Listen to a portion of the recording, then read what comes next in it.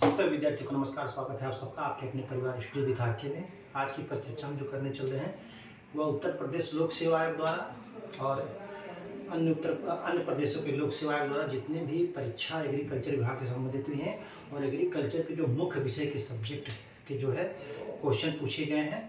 कृषि विज्ञान की जो फल उद्यान यानी हार्टिकल्चर ब्रांच है उस विषय से जो संबंधित क्वेश्चन पूछे गए हैं उनके बारे में आपको हल कराऊंगा, जिससे आपको ये जानकारी है कि क्वेश्चन कहाँ से आते हैं, किस टाइप के आते हैं, कैसे पूछे जाते हैं, कैसे घुमा फिरा करके पूछे जाते हैं, क्या पढ़ना क्या छोड़ना है। तो आप मेरे साथ अंत तक बने रहें, आपको जो है मैं अच्छे से अच्छा क्वेश्चन आपको जो है हल करके उपलब्ध कराऊंगा। ठीक है, मेरा प्रश्न नंबर 1,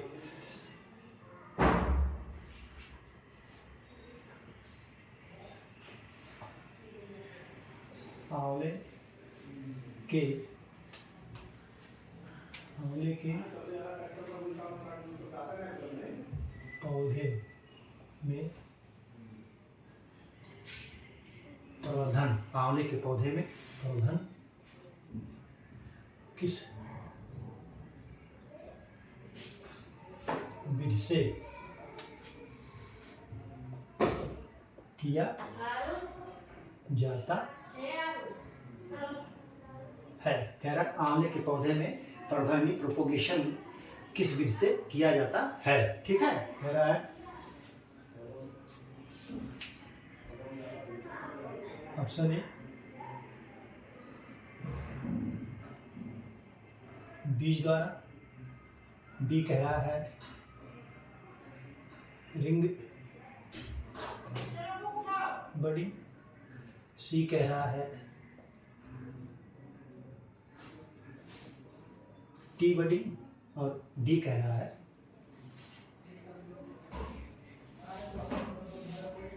पैच बडी। ठीक है, आंवले के पौधे में प्रवर्धन किस विधि द्वारा किया जाता है, तो वो जो है टी बडिंग किया जाता है, टी कलिकाएं जिसको बोलते हैं, तो टी बडिंग किया जाता है। आप इसको नोट कर लीजिए। ठीक है, आपका ऑप्शन सी सही है। ठीक है,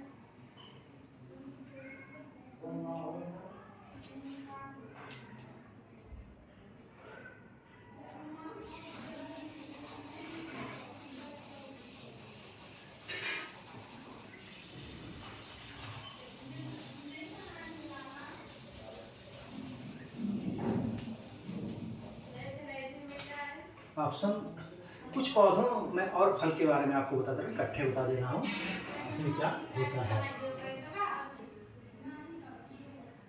मेरा उत्तर देखिए,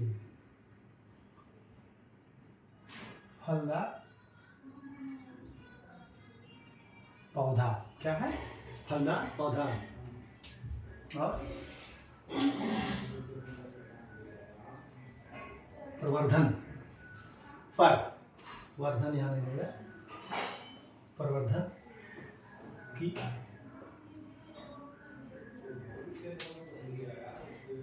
की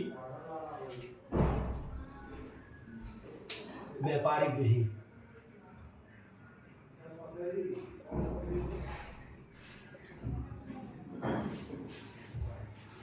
प्रवर्धन की व्यापारिक विधि। तो ऑप्शन ए क्वेश्चन 1, अरे क्वेश्चन 1 कह रहा हूँ, नंबर 1 कह रहा है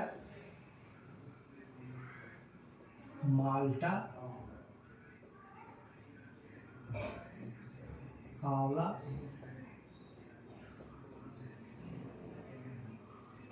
सीताफल।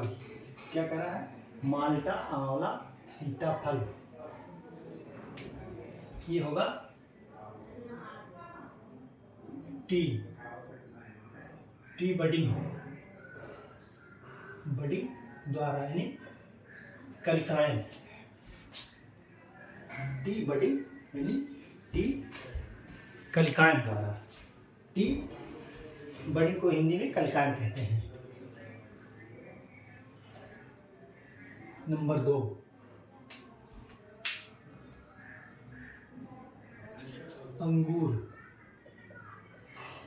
अंगूर में हार्ड वुड कटिंग क्या होता है? Hardwood cutting. अंगूर में जो होता है हार्डवुड कटिंग।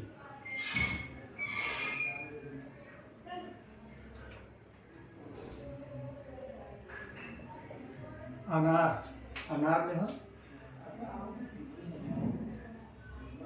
कटिंग या गूंटी। क्या होता है? कटिंग या गूंटी। कटिंग या गूंटी। ये लेयरिंग। कटिंग या गूंटी। कटिंग या गूंटी जिसको एयर लेयरिंग कहते हैं। ठीक है। स्ट्रॉबेरी अक्सर पूछता है कि स्ट्रॉबेरी में प्रोपोगेशन या प्रवर्धन किससे होता है? तो रनर द्वारा। किसके द्वारा? रनर द्वारा। और दूब घास में भी ये होता है। ठीक है। पांचवा पपीता फालसा जामुन। पपीता फालसा जामुन में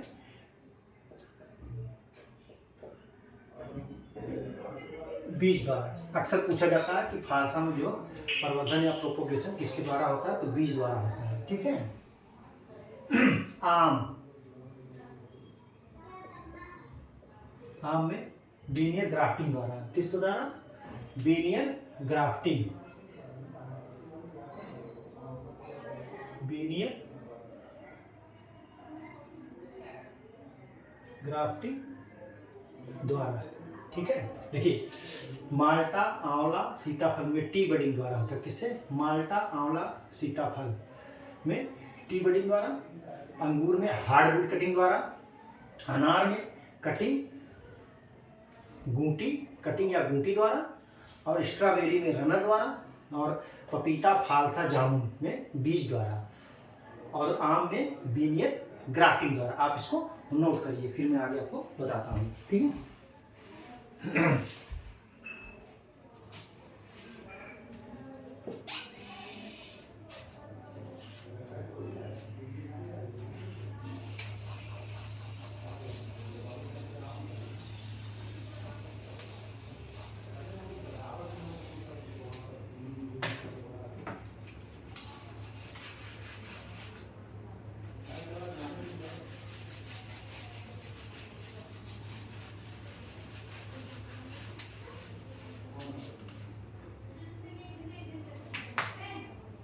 क्वेश्चन नंबर 2।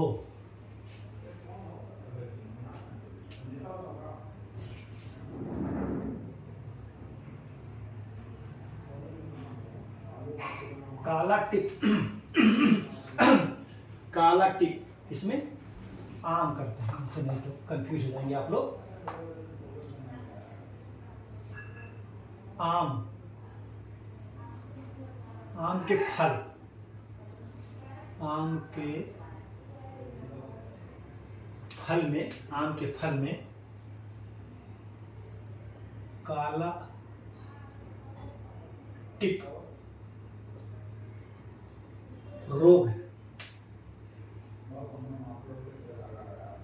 प्रकृति में किस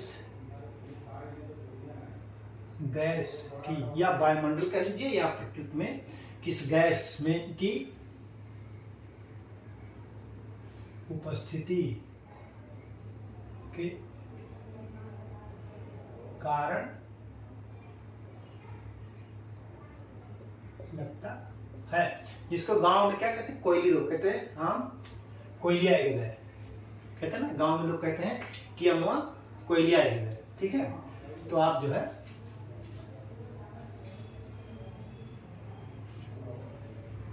ऑप्शन ए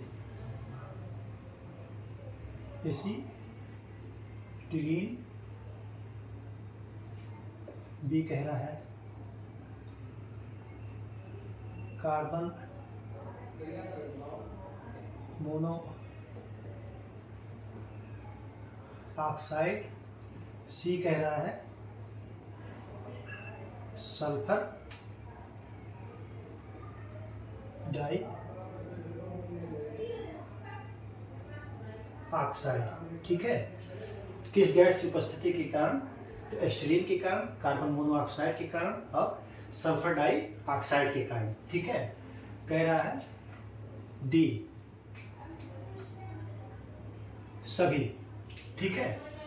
तो कह रहा है कि काम जो काला टिप जो होता है, अक्सर जो है जहाँ पर भट्ठे के किनारे, ईंट के भट्ठे जो होते हैं उनके किनारे जो बगीचे हैं, उनके आसपास के जो बगीचे, उसमें ये रोग देखने को अक्सर मिलता है। तो ये होता है उपरोक्त सभी के कारण। आपका ऑप्शन डी सही है।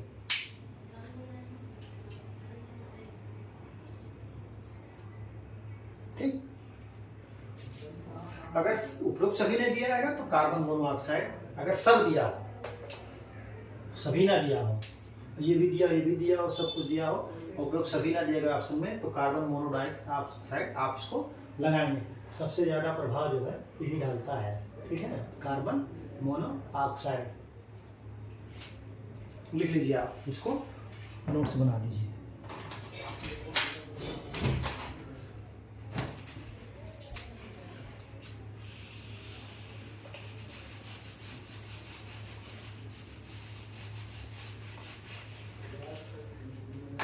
क्वेश्चन नंबर 3 कह रहा है गोल्डन डिलीशियस जो है, मैंने आपको कल की क्लास में लिखाया था किसकी वैरायटी है, तो सेब की वैरायटी है, आप इसको नोट कर लीजिए, ठीक है। तीसरा क्वेश्चन हमने बताया है। उसके बाद जो है फिर कह रहा कि निम्नलिखित में से कौन जो है विटामिन ए का सबसे बड़ा स्रोत है। तो कल मैंने आपको बताया था कि सबसे ज़्यादा विटामिन ए आम में, उसके बाद पपीता में पाया जाता है। तो आप इसको नोट कर लीजिए। इन जो मैं मुंह से बोल रहा हूँ, इस क्वेश्चन को आप नोट करते जाए पन्ने पे, और फिर अंत में देखिएगा कितनी बार ये क्वेश्चन पूछा गया है, ठीक है।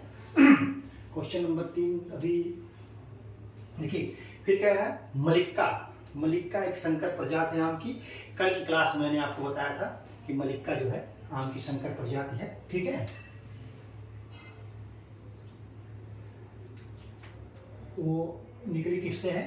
नीलम गुड़े दशहरी से। मलिक्का जो है नीलम गुड़े दशहरी से निकली हुई वैरायटी है। एक वैरायटी इसकी होती है पूसा लालिमा। पूसा लालिमा आम की, कल हमने इसको संभवतः नहीं लिखाया है। तो ये होता है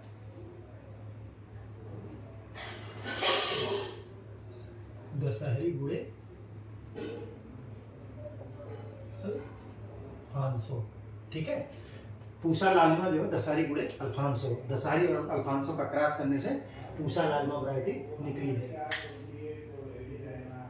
सिंधु जो है आम की एक बीज रहित प्रजाति है, आप इसको नोट कर लीजिए, ठीक है। सिंधु जो है आम की बीज रहित एक प्रजाति है। अब क्वेश्चन नंबर 3, किन्नो कह रहा है। किन्नो एक संकर प्रजाति है। कह रहा किन्नो किसके किसके क्रॉस से बना है। किन्नो एक संकर प्रजाति है, किसकी है? कह रहा ऑप्शन ए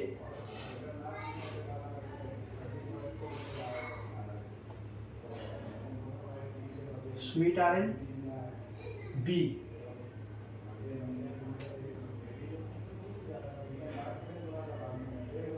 मैंडरिन। ऑरेंज माने होता है संतरा, मैंडरिन ऑरेंज। सी कह रहा है ग्रेप फ्रूट, ठीक है। सी क्या कह रहा है? सी कह रहा है ग्रेप फ्रूट। और डी क्या कह रहा है? प्यू मेलो, ठीक है। तो किन्नो एक संकर प्रजाति किसकी है? मैंडरिन की। किसकी है? मैंडरिन की। आप इसको नोट कर लीजिए, ये बहुत बार पूछा गया है। ये किसकी प्रजाति है? तो मैंडरिन की प्रजाति है। किसकी? मैंडरिन की। किन्नो एक संकर प्रजाति है मैंडरिन की, आप इसको नोट कर लीजिए, ठीक है।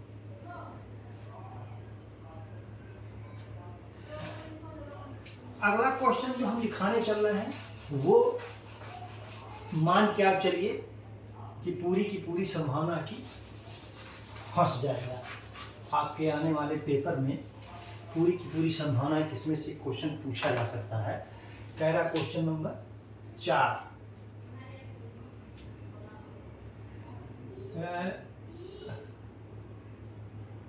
निम्न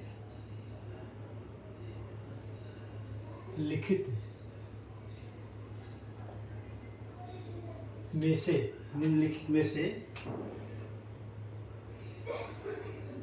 कौन आम की, कह रहा है निम्नलिखित में से कौन आम की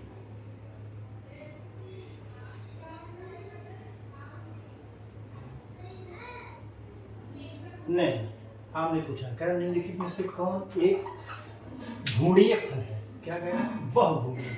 कह रहा निम्नलिखित में से कौन एक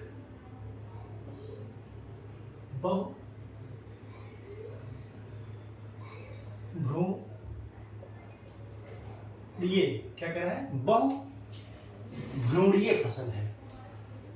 भ्रूणीय फल है, यानी मल्टी एम्ब्रियो। कह रहा है कौन? मल्टी एम्ब्रियो है। तो आप इसको नोट कर लीजिए। कह रहा है केला, आम,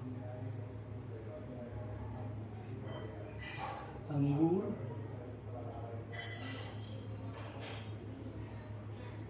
अमरूद। तो निम्नलिखित में से कौन एक बहुभूणीय फल है? तो वो जो है आपका है वो आम है। कौन है? आम है। आप इसको नोट कर लीजिए, ठीक है।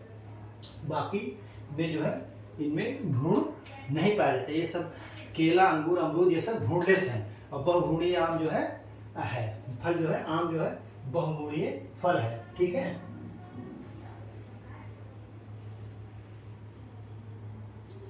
इस श्रेणी के अंदर जो है नींबू भी आता है और लोकाट भी आता है।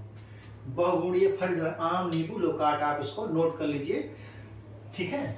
बहुगुणीय फल आम, नींबू और जो है लोकाट भी आता है, ठीक। आप इसको नोट कर लीजिए। नोट कर चुके होंगे।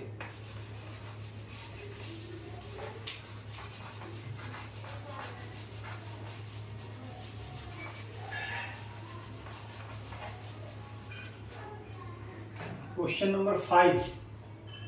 क्वेश्चन नंबर 5 कह रहा है कि विटीकल्चर कहा जाता है। विटीकल्चर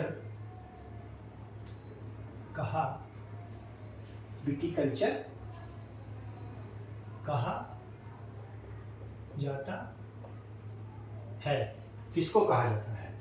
किसकी खेती को कहा जाता है? कह रहा है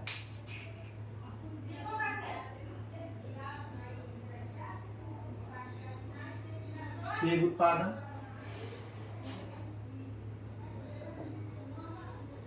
अंगूर उत्पादन, सी जो है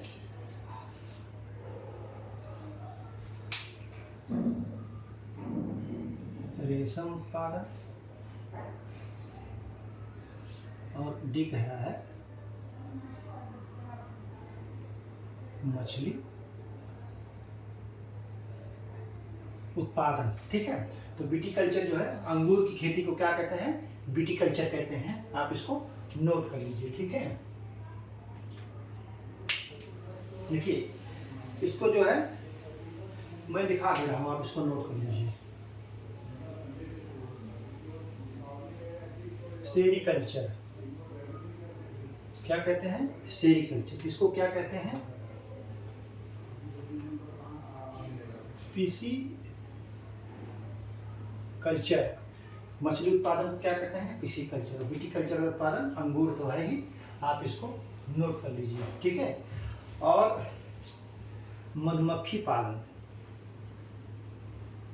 मधुमक्खी पालन को एपी कल्चर। ये मैं लिखा रहा हूँ, अगला क्वेश्चन जो केवल बताऊंगा आपको, लिखाऊंगा नहीं, ठीक है, इससे समय की बचत होगी। आपको जो है ओलोरिकल्चर सब्जी विज्ञान, फ्लोरिकल्चर फूल विज्ञान और सिल्वीकल्चर वन विज्ञान, ठीक है। वृक्षों की खेती को सिल्वीकल्चर कहते हैं। क्या कहते हैं? वृक्षों की खेती को सिल्वीकल्चर कहते हैं। आप इसको भी नोट कर लीजिए, फिर मैं आगे आपको बताता हूँ।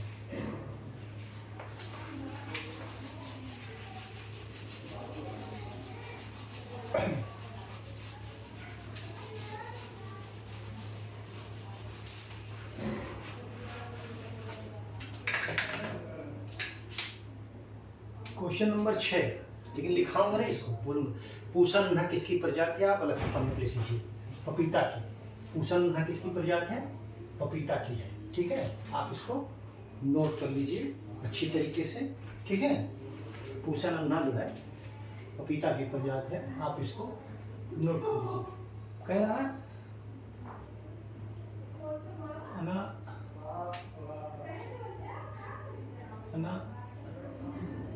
अनानास किस, अनानास जो है किस कुल का है? अनानास का फल किस कुल का है? ठीक है, अनानास को कह रहा है कि किस कुल का है, ठीक। तो अनानास जो है वो है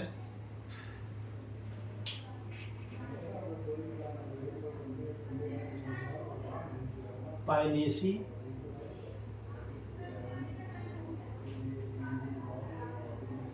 मर्टेसी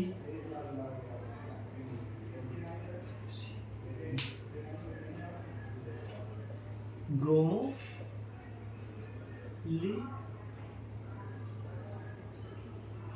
क्या कह रहा है? ब्रोमोलिएसी। डी कह रहा है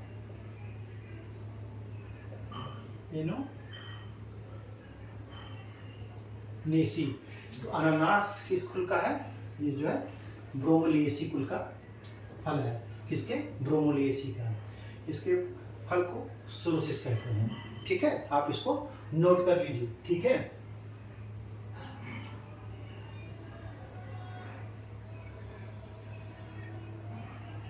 आप इसको नोट कर लीजिए, ठीक है।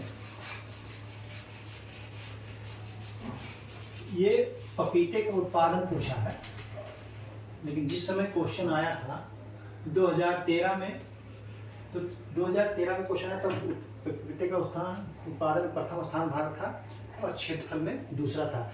लेकिन ये उत्पादन घटता बढ़ता रहता है, तो मैं इकट्ठे आपको लिखा दूंगा जो क्लास खत्म हो जाएगी सभी फल का, कौन विश्व में कौन प्रथम है और प्रदेश में प्रथम कौन है, ठीक है। क्वेश्चन नंबर 7,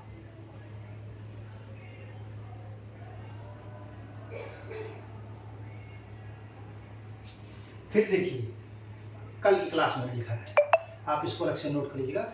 बेर की प्रूनिंग कब होती है? बेर की प्रूनिंग कब होती है? तो मई जून में होती है, और उसके बाद जो है ग्रीष्म ऋतु में। कब होती है? मई जून में ग्रीष्म ऋतु में जो है बेर की प्रूनिंग होती है। आप इसको नोट कर लीजिए, ठीक है।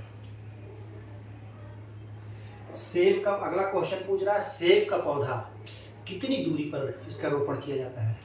तो 6x6 पर किया जाता है। अगर 6 से 7 दिया गया तब भी आप इसको लगाइएगा, नोट कर लीजिए, ठीक है। कह रहा देखिए, इसको तो लिखा दे रहा हूँ। केले के उत्पादन में, क्या कह रहा है? केले के उत्पादन में कौन सा प्रदेश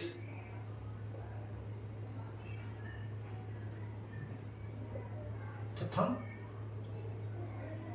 स्थान पर है? कौन सा प्रथम स्थान पर है? आपका ए, ये जो है उत्तर प्रदेश, बी बी जो है तमिलनाडु, सी महाराष्ट्र, डी कह रहा है आंध्र। तो केले के उत्पादन में कौन सा प्रदेश प्रथम स्थान पे है? ये तमिलनाडु है। और सभी फलों के उत्पादन में प्रथम स्थान केले का है, मैंने आपको बता दिया है। ठीक है, आप इसको नोट कर लीजिए। ठीक है, केले के उत्पादन में तमिलनाडु का प्रथम स्थान है।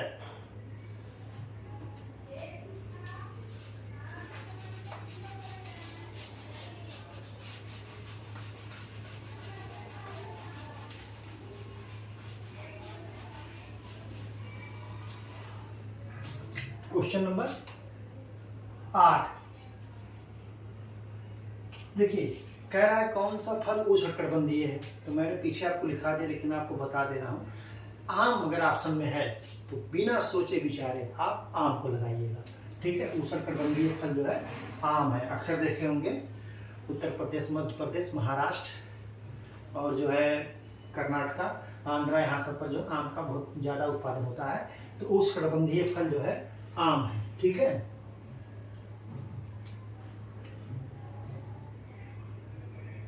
देखिए अक्सर पूछा जाता है कि जो है नींबू का कैंकर, नींबू के कैंकर, कह रहा है नींबू के कैंकर रोग से पौधे का, यानी यहाँ लिखना चाहिए था नींबू का, लेकिन ये अब जान लीजिए नींबू के बारे में पूछ रहा है। नींबू के कैंकर रोग से, नींबू के कैंकर रोग से पौधे का कौन सा भाग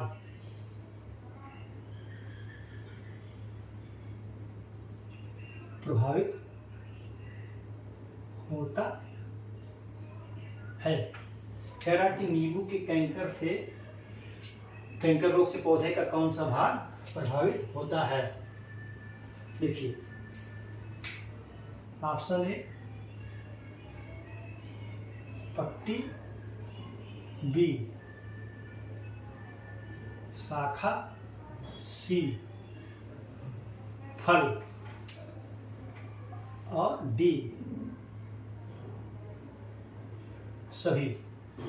तो नींबू के कैंकर रोग से जो है नींबू का सभी, पत्ती भी प्रभावित होती है, शाखा भी प्रभावित होता है, फल भी प्रभावित होता है। तो उपयुक्त सभी होगा। आप इसको नोट कर लीजिए अच्छी तरीके से। इसको मेरे भैया आप मानिए ना मानिए, आप इसको रट डालिएगा, रट लीजिएगा, पूरा रट लीजिएगा। अक्सर पूछा जाता है नींबू वर्गीय में से अगर कोई भी दो चीज़ अगर मैं आपको कहूँगा कि रट के रखे रहिए, तो पहला एक है विटामिन सी के जो है बहुत तगड़े स्रोत होते हैं, बहुत बड़ा स्रोत होते हैं सब। और दूसरा है सिट्रस कैंकर, नींबू का जो सिट्रस कैंकर है, नींबू का कैंकर रोग जिसको सिट्रस कैंकर बोलते हैं, ये पत्ती के कौन से भाग को प्रभावित करता है, दूसरा इसका काजल ऑर्गेनिज्म क्या है, वायरस है, विषाणु है, क्या है ये, इसको आप नोट कर लीजिए। फिर मैं लिखा दे रहा हूँ इसको, आप इसको पढ़ लो भैया अच्छी तरीके से, ये पूछा जाएगा हर हाल में। ठीक है, आप इसको नोट कर लीजिए।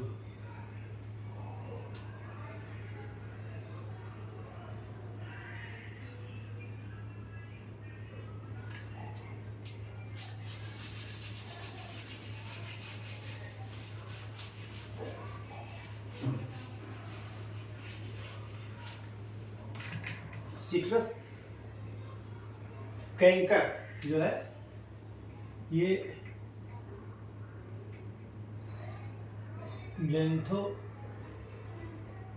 लैंथोमोनास सिट्री के कारण होता है। यह एक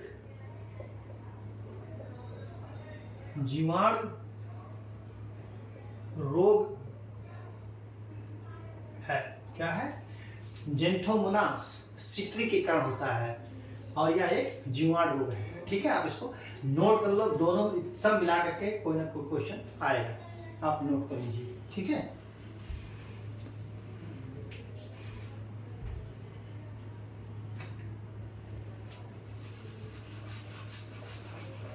आप इसको अच्छी तरीके से सिट्रस कैंकर को याद कर लीजिएगा। सिट्रस कैंकर हो गया, गन्ने का रेटून हो गया, पेड़ी में जो स्टंटिंग रोग लगता है वो पूछता है किसके कारण लगता है, जीवाणु के कारण, बैक्टीरिया के कारण या वायरस के कारण, किसके कारण लगता है। क्वेश्चन नंबर 9 देखिए, ये क्वेश्चन फिर मैं बता रहा हूँ, उसको नोट कर लीजिएगा कि जो लीची में प्रवर्धन या प्रोपोगेशन किसके कारण होता है, तो एयर लेयरिंग द्वारा होता है। आप इसको नोट कर लीजिए, अलग से पढ़ने में इसको नोट करिएगा।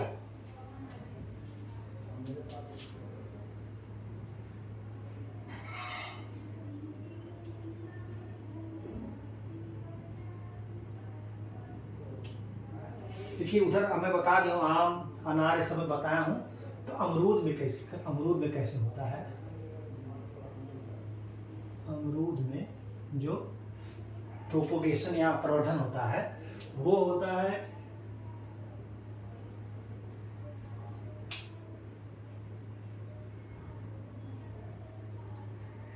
स्टूलिंग, माउटिंग व गूटी द्वारा। देखिए, अमरूद में स्टूलिंग, माउटिंग, गूटी द्वारा होता है। ये 3 मेथड से उसमें किया जाता है। ठीक है, और केला बहुत ही महत्वपूर्ण ये पूछता है, तो स्वाड सकर्स, क्या है, स्वाड सकर्स। इसका कभी कभी वजन भी पूछ लेता है कि कितना वजन होना चाहिए, तो 750 ग्राम भार। क्या पूछता है, भार कितने, इसका वजन जो है कितना होना चाहिए स्वाड शक्कर का, तो 750 ग्राम। आप इसको नोट करते चलिए। आम में तो आपको बता ही चुका हूं, तो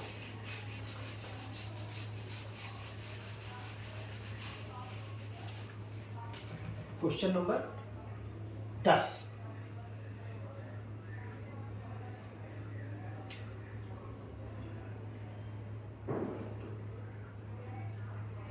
आम की कौन सी प्रजाति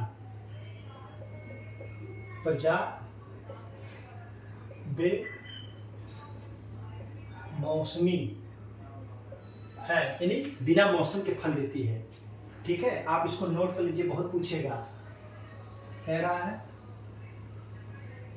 ए मंजीरा, बी निरंजन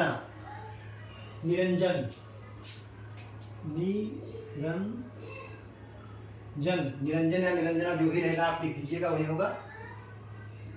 रूमानी, क्या कह रहा है, रूमानी। डी कह रहा है लंगड़ा। ठीक, तो आम की कौन सी प्रजाति बेमौसमी मतलब बिना मौसम के फल देती है, तो है निरंजन, बेमौसम, सिंधु, सीडलेस। क्या है, सीडलेस वैरायटी। सिंधु जो है सीडलेस वैरायटी। और एक और है, निरंजन के साथ साथ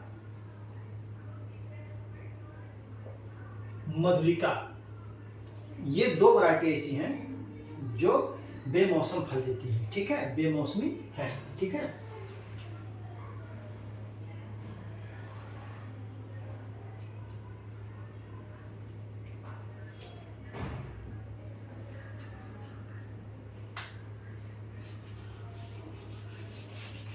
अगला क्वेश्चन,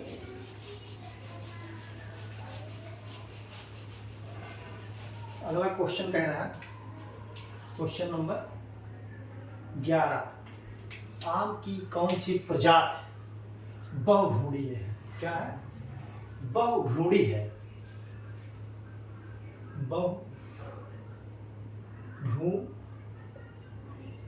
डी यानी मल्टी एम्ब्रियो है। ठीक है,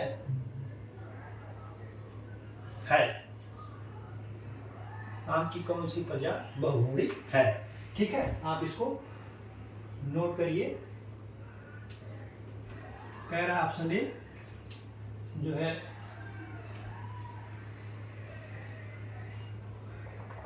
यहां से करें ताकि और बताने में आसान है। कह रहा ऑप्शन ए चौसा, बी केसर और सी कह रहा है गोवा और डी कह रहा है लंगड़ा। तो आम की कौन सी प्रजाति बहुरूढ़ी है? तो वो है गोवा। आम की जो है गोवा प्रजाति जो है मल्टी एम्ब्रियो है। ठीक है, तो बहुरूढ़ी जो है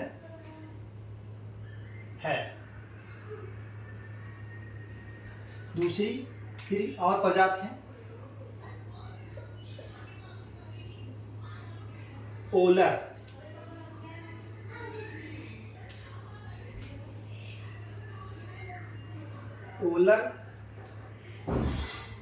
चंद्रकरण,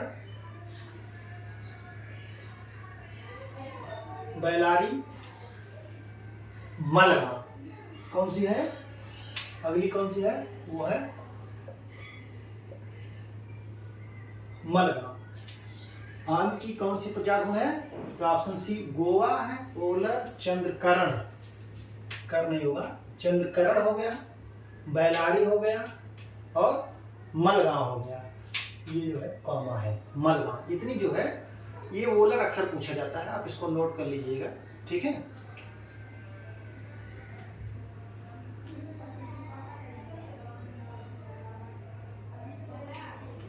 ठीक।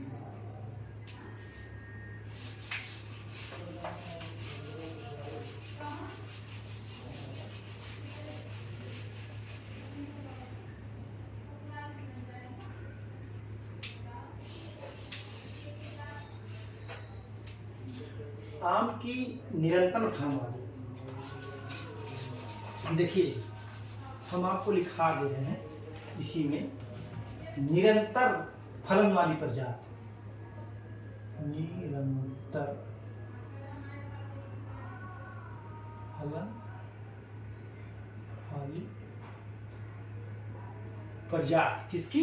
आम की। बता रहे हैं आम की, यहाँ लिख दे रहा हूँ, इसे बोल भी रहा हूँ। आम की निरंतर फलन वाली प्रजाति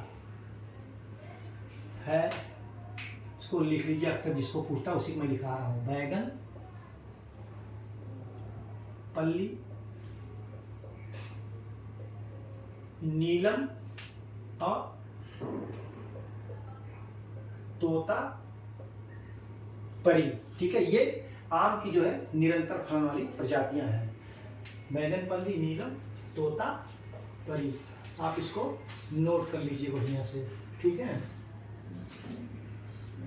ये आम की जितनी भी प्रजाति मैं आज बताया हूँ ये बहुत ही महत्वपूर्ण है। ठीक, जितने भी हैं बहुत ही महत्वपूर्ण है।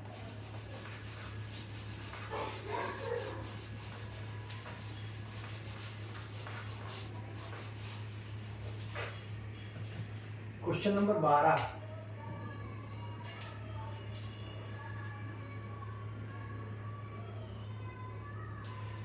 कह रहा कि आम की जो सिंधु प्रजाति है वो किसके हाइब्रिडाइजेशन से निकली है? सिंधु, पीछे में बताया हूँ, रत्नागुड़े अल्फांजो। यस माने सिंधु, SRA, सिंधु, रत्नागुड़े अल्फांजो। ठीक है, आप इसको नोट कर लीजिए। सिंधु आप नोट करिए। विश्व की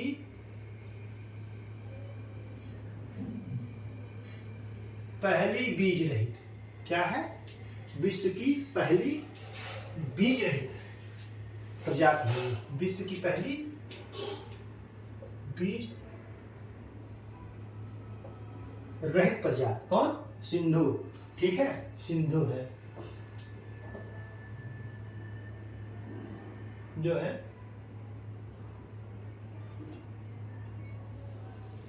या तो ऐसे कर दो RAS, रास, ऐसे कर दीजिए आप। मैं आपको लिखा दे रहा हूं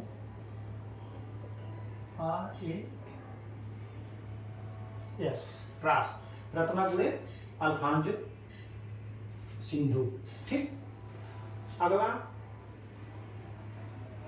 DNA यानी दशहरी गुड़े नीलम बराबर आम्रपाली। ठीक, नार N गुड़े A बराबर R यानी नीलम गुड़े Alphonso equal to Ratna. DNA रास नार। ठीक,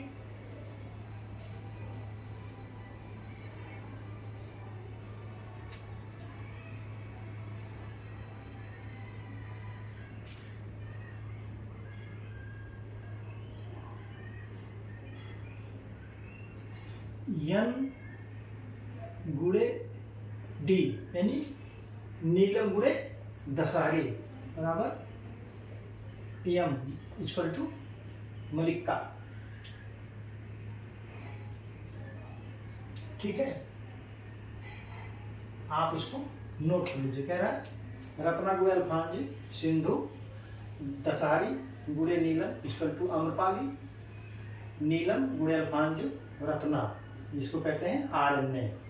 ठीक है, RNA और नीलम गुड़े दशहरी इक्वल टू मलिक्का। आप इसको नोट कर लीजिए, ये पूछ सकता है।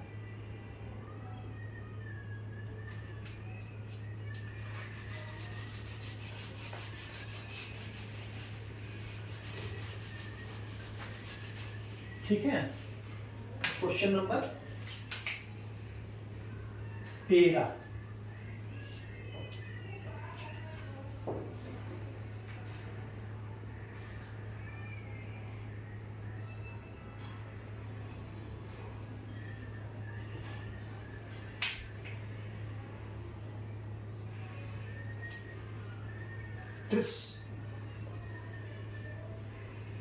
तेजा बीमारी किस फल में लगता है? कह रहा है ट्रिस्टेजा जो है बीमारी किस फल में लगता है। ठीक है, ऑप्शन ए सेब, बी अनार, सी नींबू, डी पपीता। तो ट्रिस्टेजा जो है ये बीमारी लगता है नींबू में। ठीक है, नींबू में लगता है जो है ये वायरस द्वारा। किसके द्वारा? वायरस द्वारा। ठीक है, ये वायरस द्वारा लगता है और जो है वायरस का नाम जो है टेप्स क्या है? टेक्स्टोप्टेरा। टेक्सोप्टेरा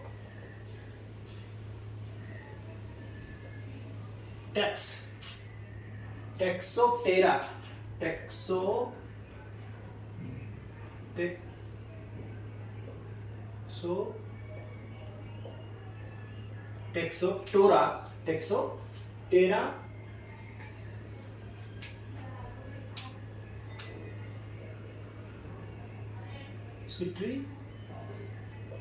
सीडा क्या है? देखिए सब मैंने इसको बता दिया, इसके बारे में पूरा डिटेल बता दिया आपको। ट्रिस्टेजा बीमारी किस फसल में लगता है? तो नींबू में लगता है। या घुमा के पूछ सकता है कि नींबू में निम्नलिखित में से कौन बीमारी लगती है, या इसका साइंटिफिक नेम लिख करके दे देगा। तो ट्रिस्टेजा नींबू में लगता है जो कि एक वायरल डिजीज है और इसका जो साइंटिफिक नेम टेक्सोप्टेरा सिट्रीसीडा है। आप इसको नोट कर लीजिए। ठीक है,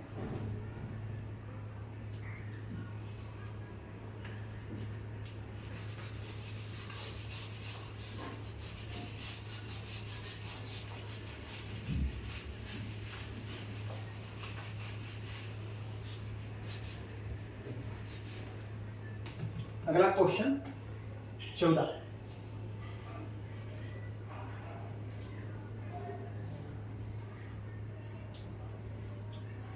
कह रहा है राइबोफ्लोविन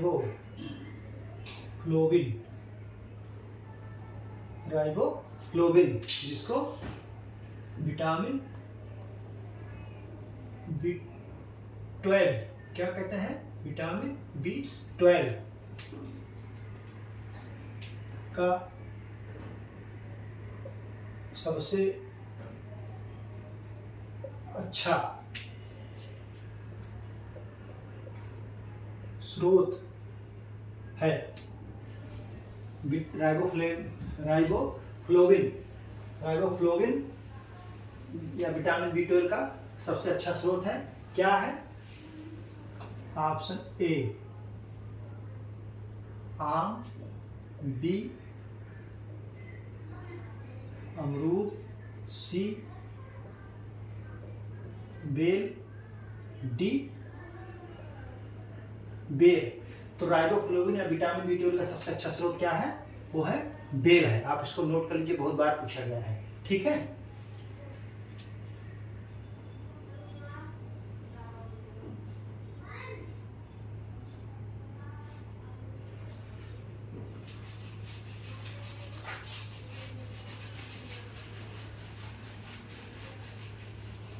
एक क्वेश्चन अगला दिखा रहा हूँ कंफ्यूजिंग वाला, आप अक्सर कंफ्यूज हो जाएंगे क्योंकि गर्मी ऋतु मई जून उसके बारे में बताएगा। बेर कह रहा,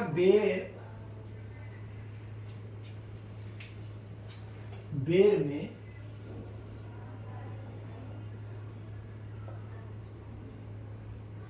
कलिकाएं कब किया जाता है? ठीक है, कह रहा बेर में कलिकाएं कब किया जाता है या कब सर्वोत्तम समय है। ठीक है, देखिए उधर प्रूनिंग की बात हुई थी, प्रूनिंग का यह है प्रोपोगेशन। प्रूनिंग और प्रोपोगेशन दो शब्द आप अच्छी तरीके से याद कर रहिएगा, काट छांट या जो है प्रवर्धन।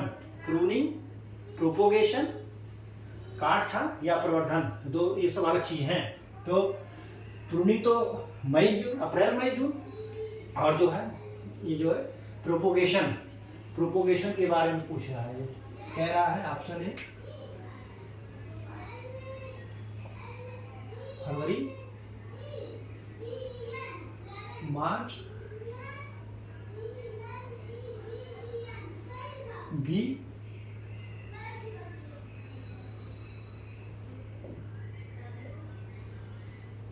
मई जून, सी कह रहा है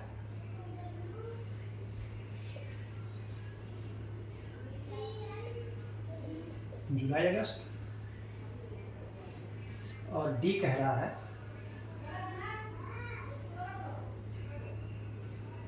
सितंबर अक्टूबर। ठीक है, बेर में जो कलिकाएं कब किया जाता है? तो वो किया जाता है जुलाई अगस्त में, और प्रूनिंग अप्रैल महीने यानी गर्मी के मौसम में। ठीक है, तो आप इसको दोनों में अंतर जान लीजिएगा, प्रूनिंग और प्रोपोगेशन बेर में, नहीं तो आप फंस जाएंगे। ठीक है,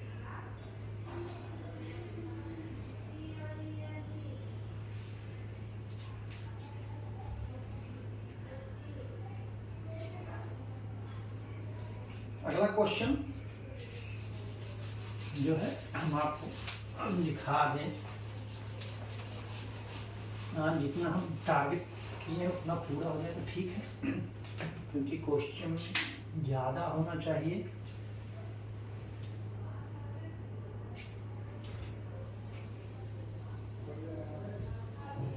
आम में कह रहा है, आम में लिटिल लीफ, आम में लिटिल लीफ बीमारी किसकी कमी के कारण होता है। कह रहा है आम में लिटिल लीफ की बीमारी जो है किसकी कमी के कारण होता है। ठीक है,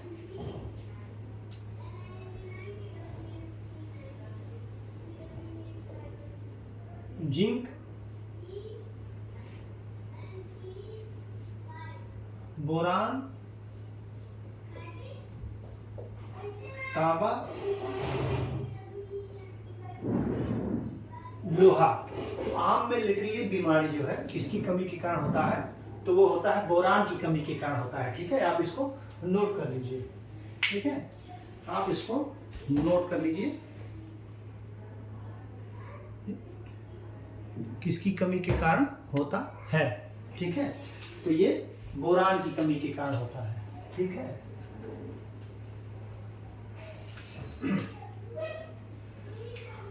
आप इसको नोट कर चुके होंगे। तो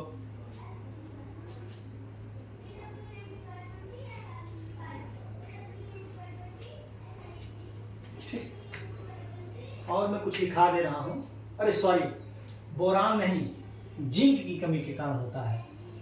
जिंक की कमी के कारण जो है लिटिल लीफ जो होता है वो जिंक की कमी के कारण होता है। क्यों होता है?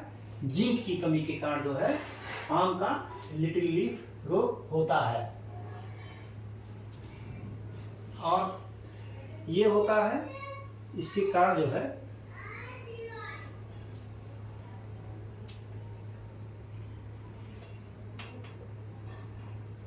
नींबू में मेटल लीफ। क्या होता है? नींबू में मेटल लीफ।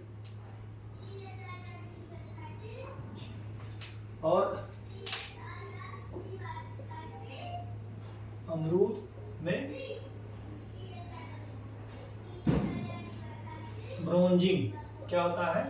अमरूद में ब्रोंजिंग होता है। नींबू में मेटल लीफ और अमरूद में ब्रोंजिंग और आम में लिटिल लीफ।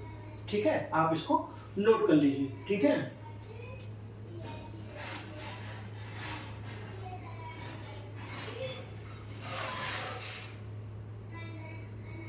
और जो है बोरान की कमी से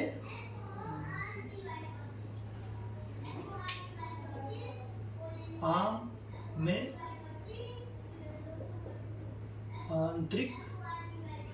आंतरिक फल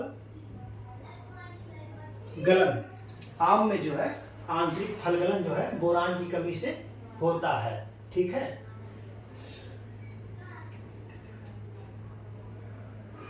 तांबा में, तांबा की कमी से कापर। तांबा की कमी से जो है नींबू में लिटिल लीफ। आप इसको नोट कर लीजिए। ठीक है, ये चीजें होती हैं। ठीक है, आप इसको नोट कर लीजिए।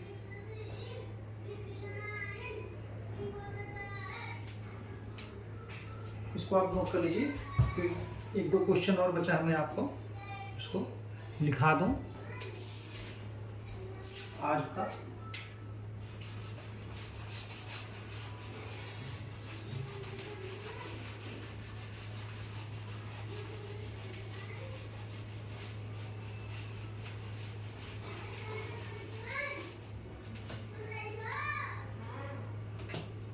Question number 17।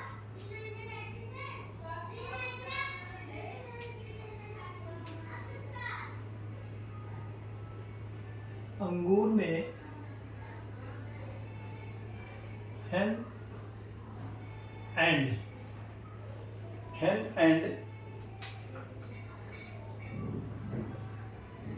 चिकन रोग किसकी कमी के कारण, किसकी कमी के कारण होता है? कह रहा है अंगूर में हेन एंड चिकन रोग किसकी कमी के कारण होता है। ठीक है, ऑप्शन ए तांबा, बी बोरान, सी जिंक, बोरान, तांबा, जिंक,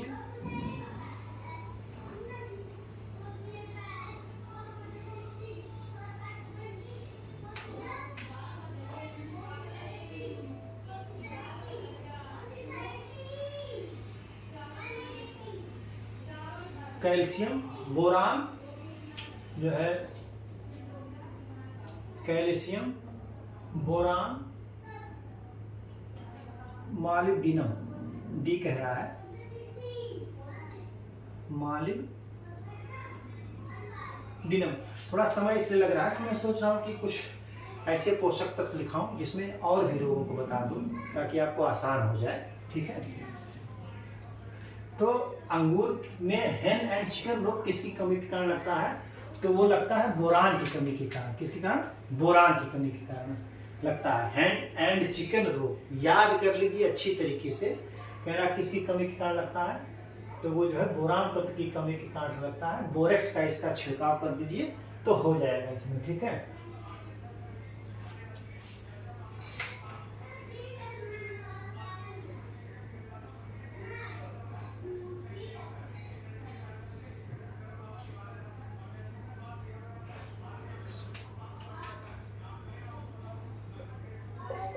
कैलिक्स एंड राट।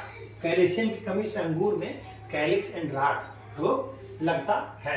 ठीक है, आप इसको नोट कर लीजिए।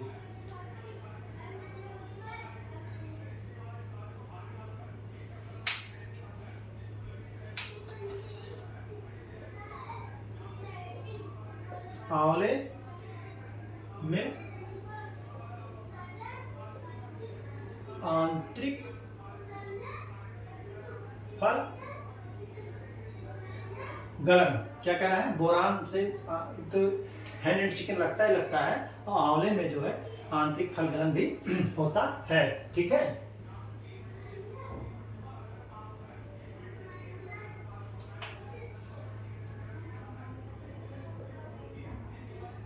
नींबू में पीली पत्ती धब्बा रोग। ठीक है, हम अंगूर में हैंड एंड चिकन जो है बोरान की कमी से लगता है और बोरान की कमी से आंवले में आंतरिक फलगलन रोग लगता है।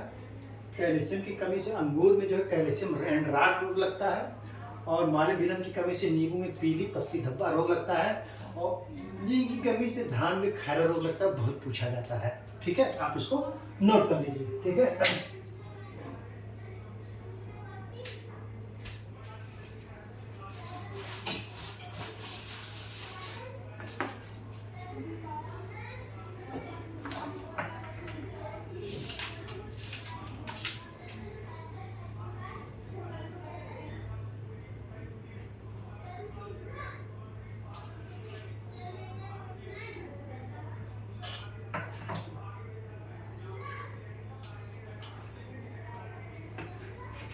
अगला और लास्ट क्वेश्चन, आज का अगला क्वेश्चन और लास्ट क्वेश्चन मैं आपको लिखा रहा हूं।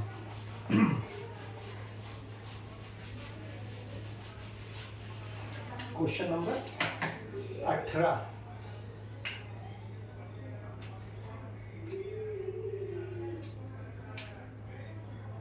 क्वेश्चन नंबर 18 कह रहा है कि अमरूद की किस्म ललित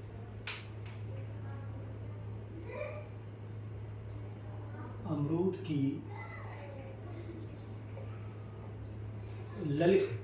की ललित प्रजाति का विकास यानी कहाँ से रिलीज की गई? विकास की गई।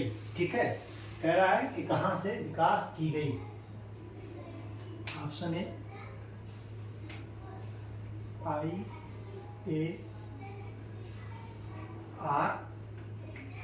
ये आर,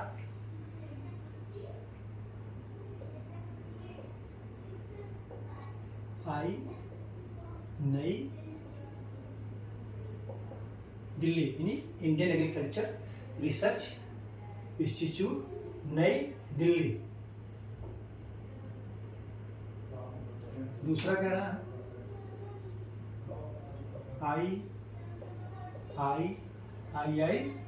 IIHR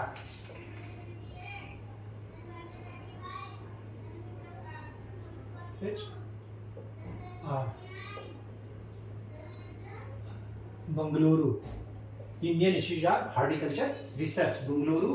और तीसरा कह रहा है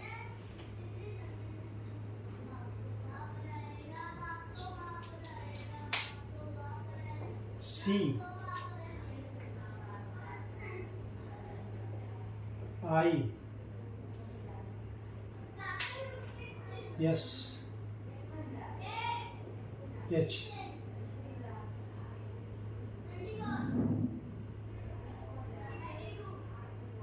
लखनऊ। क्या कहना है? सेंट्रल इंस्टीट्यूट ऑफ सब हार्टिकल्चर सब ट्रॉपिकल हार्टिकल्चर जो है लखनऊ। ठीक है। चौथा कह रहा है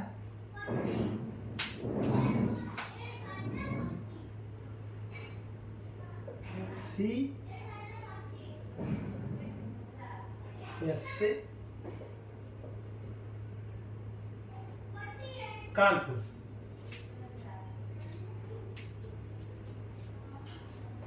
कह रहा कि IARI IIHR CISH लखनऊ और CSA Kanpur Chandrashekhar Azad agriculture university Kanpur. लेकिन अमरूद की जो ललित प्रजाति का विकास हुआ वो हुआ जो है वहाँ से जो है CISH Lucknow central institute of सब हार्टिकल्चर लखनऊ यहीं से हुआ है। आप इसको नोट कर लीजिए। ठीक है।